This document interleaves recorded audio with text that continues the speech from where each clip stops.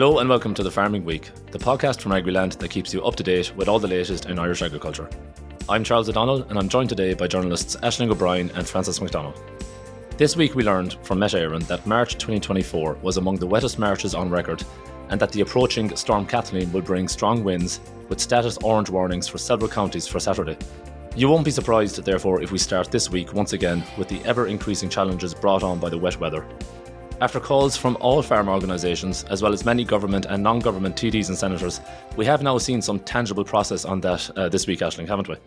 Well, I think the latest announcement from Minister for Agriculture, Charlie McDonnell, will be welcomed by farmers, Charles, because the impact of looming farm inspections when the weather and ground conditions are this poor across the country, it was causing an awful lot of additional stress to farmers that they definitely don't need at the moment. And it was something that farm organisations and industry raised during last Friday's meeting of the National Fodder and Food Security Committee meeting, which was convened by the Minister.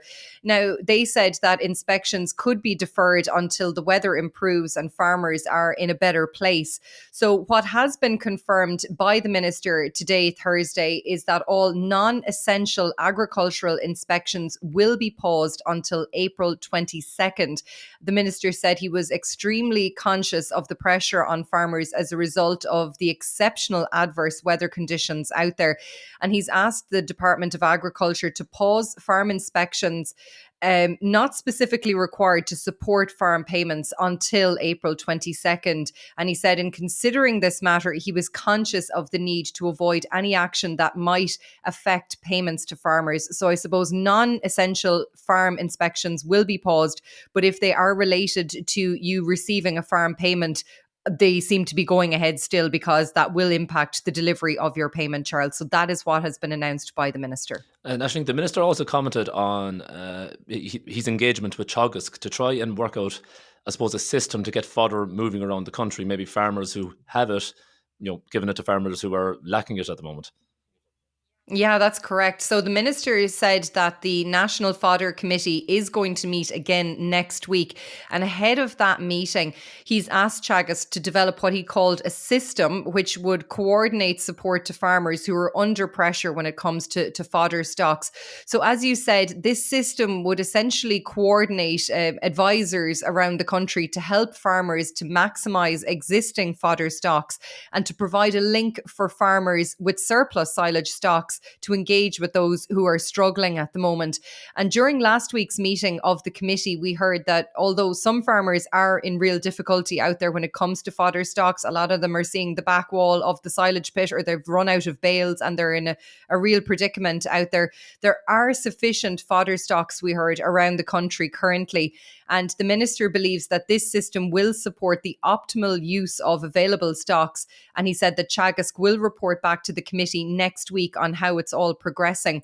Now, just to put some context on this, Charles, during last Friday's meeting, we heard the results of fodder surveys carried out by Teagasc. And I suppose bear in mind that these results were given on Good Friday, which was March 29th. So obviously time has passed since those results were given and it has to be taken in that context.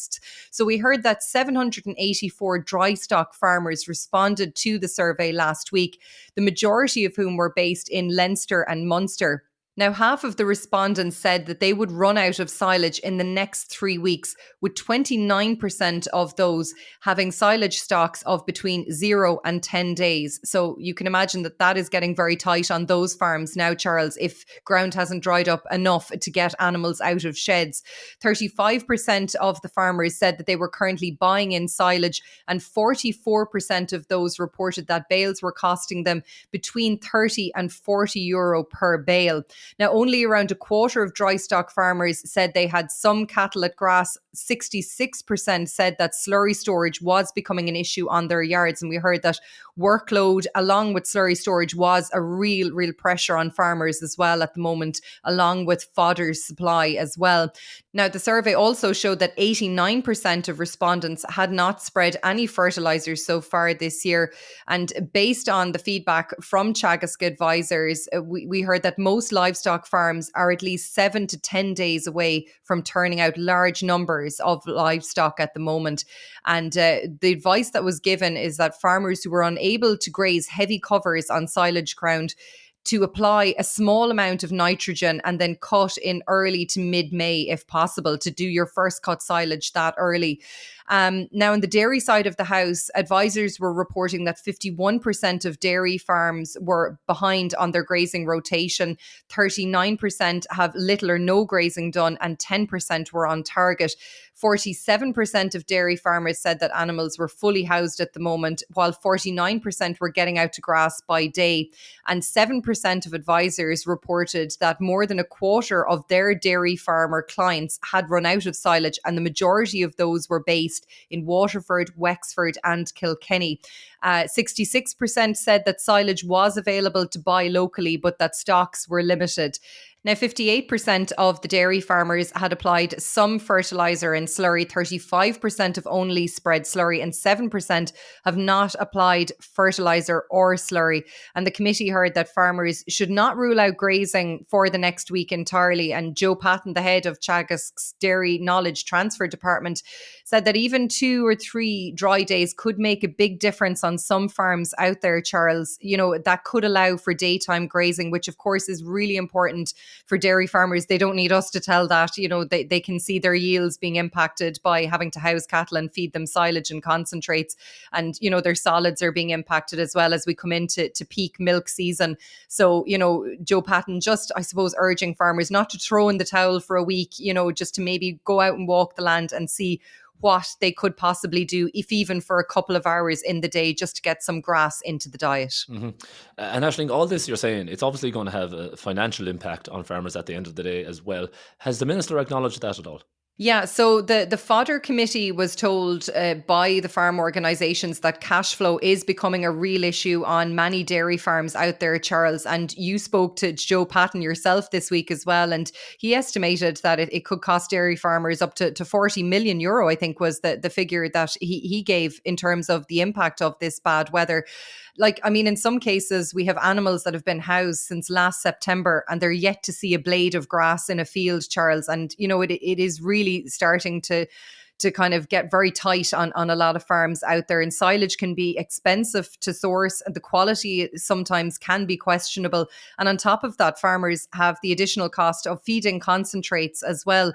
So Minister McConnell said that he has spoken with the main banks and he's asked them to ensure that access to short-term finance and overdraft facilities where needed are made available to farmers to help them deal with the pressures that they're facing. And he said that he's impressed upon the banks the need to show patience with farmers where cash flow issues are emerging in response to the current difficulties. And he said that Department of Agriculture staff are continuing to engage with the banks. And he said he would continue to monitor the overall situation very closely.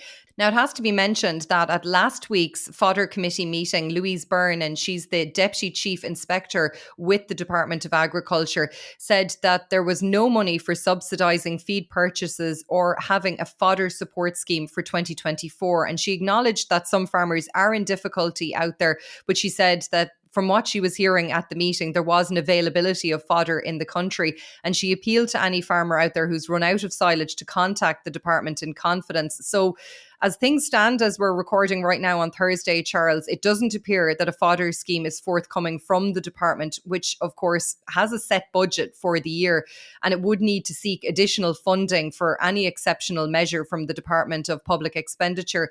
But as this weather situation continues, and as you said at the top of the podcast, there's more unsettled weather on the horizon as well, the department may not be left with much of a choice not to come forward with some financial supports, if not for fodder, then perhaps for the tillage sector, who've been hit, of course, very badly by these horrendous conditions as well. We heard a lot of areas are reporting virtually zero planting for spring crops at the moment. And in some limited parts of the country, there's a maximum of just 10 to 15% of planting being reported. So that's how stark it is for tillage farmers out there. And we have some advice in terms of planting on Agriland as well. You know, it is getting late for planting spring wheat, beans and spring oats, we were told by Teagasc. But given the conditions that are out there and a possible shortage of spring barley seed as well, these crops may still be an option for tillage farmers, but that window is tightening all the time. And of course, then at the far side of the year, you're dealing with a later harvest as well, and there could be impacts on yields. So a lot of pressure, you know, on tillage farmers as well. And I guess before I finish, Charles, I just want to echo the sentiments of Mike McGann, the chair of the National Fodder and Food Security Committee, just for farmers out there to look out for each other at the moment, to check in with your neighbours and your friends, and like allow them and yourself the opportunity, you know, to share the challenges on your farm, to have a good vent, because things are very, very hard at the moment. And although it's not going to maybe get the cows back out to grass any quicker, you know, or fill up the silage pit for you, you know, maybe sometimes getting something out into the open can help. And just to know that you're not alone, and that many farmers are finding it very, very difficult at the moment. And, you know, look, stay tuned to Agriland. We'll support farmers as much as we can with giving them as much information as they can, Charles. But I think, you know, Mike McGann made a really good point for farmers to look out for each other at the moment as well. And I think farmers won't be found wanting in that regard. You know, that's a hugely important message, Aisling. And sticking on the farm finance issue for a moment, but specifically on the dairy side, Francess, there have been calls on milk processors to provide a so-called hardship payment to their suppliers in light of the weather, hasn't there? So, Charles, against the backdrop of this relentless weather, farm organisations have been warning that farmers desperately need to be supported at this time. The president of the Irish Farmers Association, Francie Gorman, has urged milk processors to return every cent from the market to dairy and livestock farmers as they battle the poor weather conditions. The IFA president believes milk processors should pay a hardship top-up of at least 3 cents a litre on all March milk. Francie Gorman has highlighted that processors will not be paying for milk supplied in March until mid to late April. He said that given processors are fully aware of what he described as the dire situation their members and suppliers are in before they set the March milk price, they should move to support them with a much needed cash flow injection. And of course, when it comes to banks and credit unions, the IFA president also believes they should be offering maximum flexibility to farmers. So in relation to the Department of Agriculture, there's been a lot of debate about what's happening. And Francie Gorman believes that one way that they could actively support farmers at this time is by fast tracking any payments that are due to them. The president of the Irish Creamery Milk Suppliers Association has also called for the National Fodder and Food Security Committee to meet again as soon as possible. Dennis Drennan said that while the ICMSA doesn't want to panic farmers at this time, it is important to guard against what he described as any kind of complacency that could cause further problems down the line. He said, you know, well, cows can't be turned out, fertiliser can't be spread. The ICMA is already hearing about worries about adequate fodder for the next winter and what kind of quality, of course, that fodder will actually turn out to be. So he said that's why the organisation would really like an update from the Fodder Committee to take stock of what the latest forecasts and estimates are.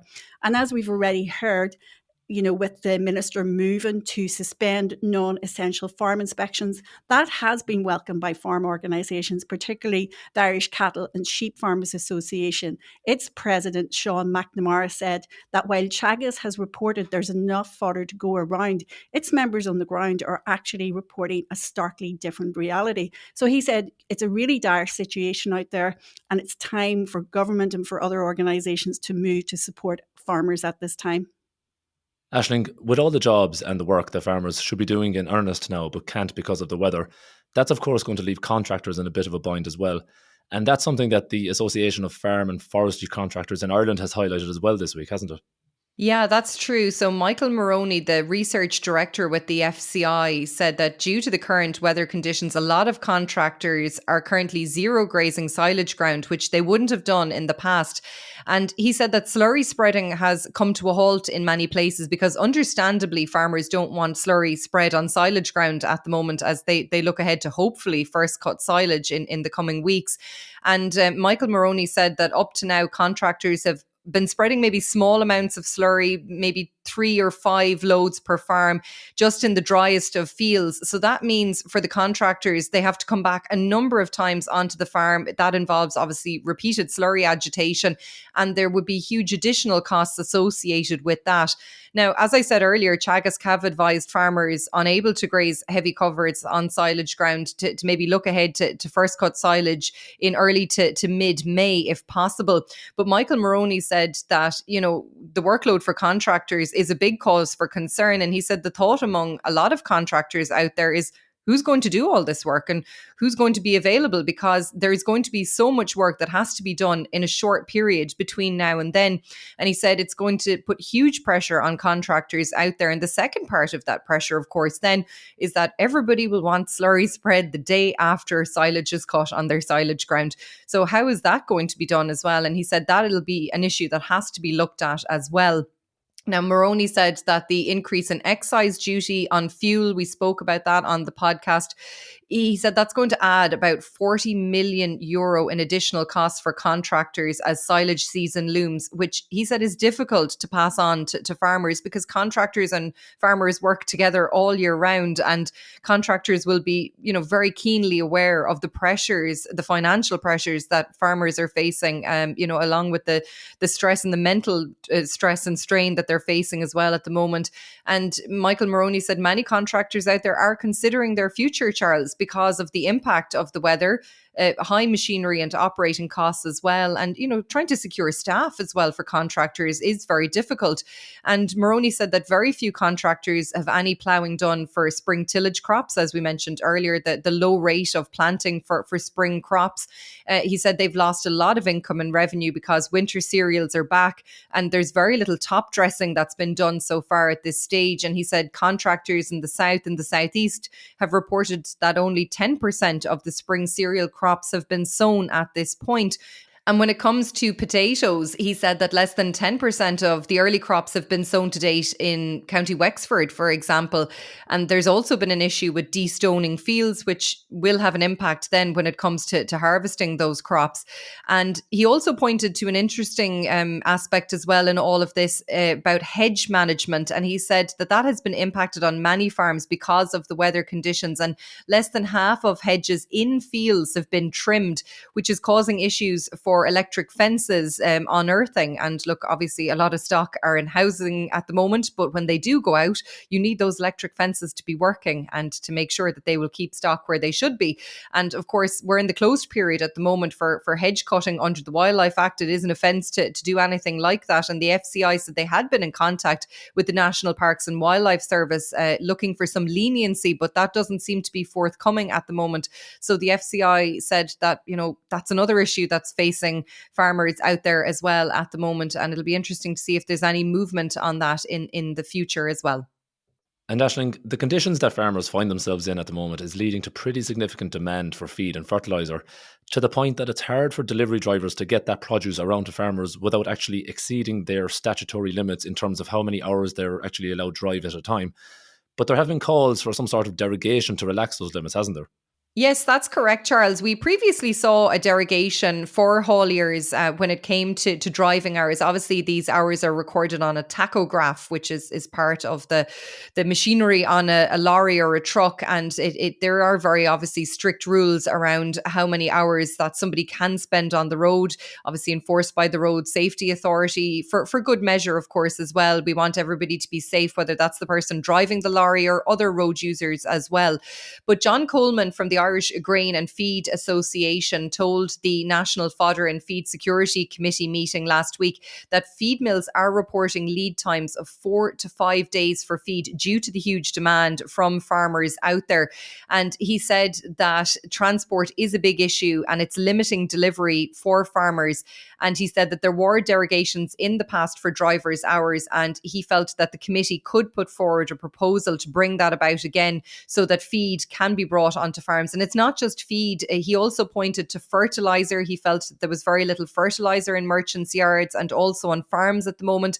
And he said that that would pose an issue for transport when weather conditions improve. And that was echoed by Liam Dunphy, the managing director of Gouldings. He also anticipated an increase in demand, of course, when ground conditions improve and farmers can get back out there with fertiliser.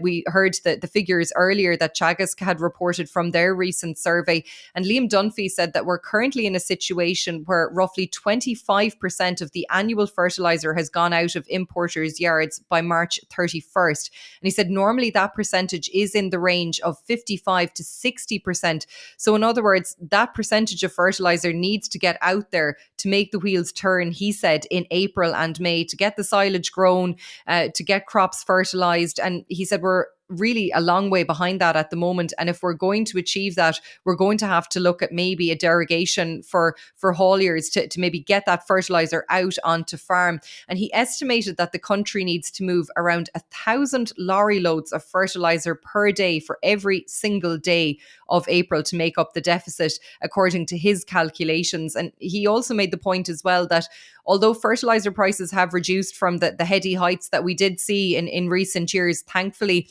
he feels that there's a lot of confusion out there at the moment, Charles, amongst farmers about what they're actually allowed to use in terms of fertiliser. And he said the feedback from merchants and co-ops was that farmers are afraid of the nitrogen, phosphorus and potassium, the NP and K limits, and they're not buying what they normally buy in terms of fertiliser because they're worried that they'll go over those limits. And his take on it was that we have the scope to use more fertiliser nationally and we're not using it.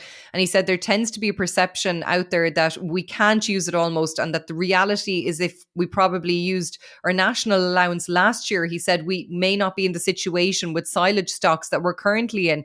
So, it was very interesting. Michael O'Donovan told that meeting, he's the head of grassland science at Teagasc, that 70% of farms had no nitrogen spread.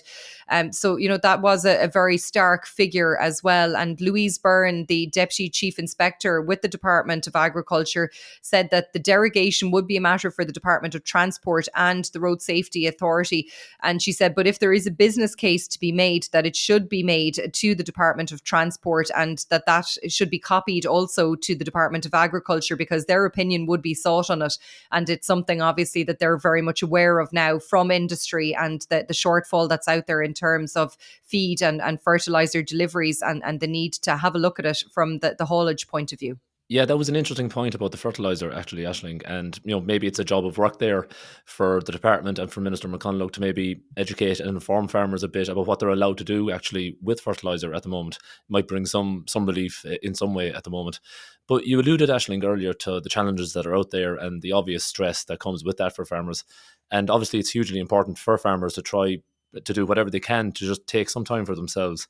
And a new museum in County Clare, which has just opened, might be the ideal way for farmers to get away from the farm, if only for a few hours. Can you tell us more about that, Aisling? Yeah, so this was one of the most popular stories this week, Charles, which demonstrates not only farmers' enthusiasm for machinery, obviously, but perhaps maybe as well the need for some escapism from the weather woes, as you said. So the new museum, it's been officially opened in Kilrush, in your own home county of Clare, Charles, and it's dedicated to the life of Harry Ferguson. Harry Ferguson, of course, from County Down, invented the hydraulic lift and revolutionised agricultural machinery, renowned, of course, for the Massey Ferguson tractor. Now, the museum can be found beside the Museum of Irish Rural Life, and it's all the brainchild of Joe Whelan, and his family have run a Massey Ferguson dealership for 57 years. And the museum showcases a selection of tractors ranging from the 1930s to the 1960s, including a Ferguson Brown with iron wheels from 1936. And Joe Whelan is in his 80s, Charles, and he said the museum, which has been created at his own expense, is charting the progress of Irish farming. And all of the tractors that are inside in this museum are in working order, and they've been restored painstakingly over the past 50 years. And pride of place in this museum goes to Joe's Ferguson Brown, which his sons Joseph and Kevin gave him as a surprise for his 70th birthday. The museum has been brought to life as well by paintings of Courtney Westhoff O'Farrell, who depicted the life story of Harry Ferguson. So it's a really colourful, fabulous display of the charting the history of Harry Ferguson and all of these amazing tractors. And it was officially opened by Edenderry man William Judge from Agco UK.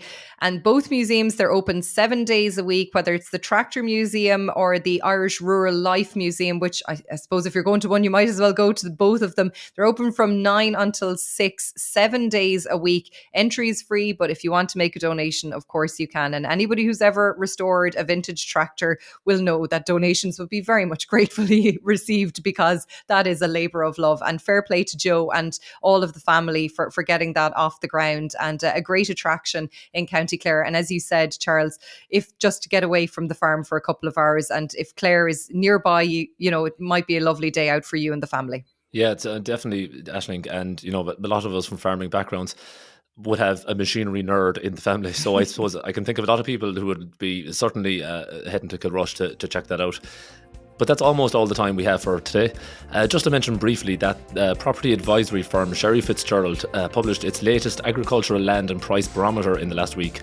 And you can find out all about that on our sister podcast, AgriFocus, in which Agriland editor Stella Meehan spoke to Sherry Fitzgerald's Philip Guckian on the current state of play for land prices. But that does bring us to the end of today's podcast. Please don't forget to rate, review and follow The Farming Week on Spotify, Apple Podcasts or wherever you get your podcasts. We'd love if you could spare some time to give us 5 stars and share The Farming Week with anyone you think might be interested. From Aisling, Francess and myself, all the best for the weekend.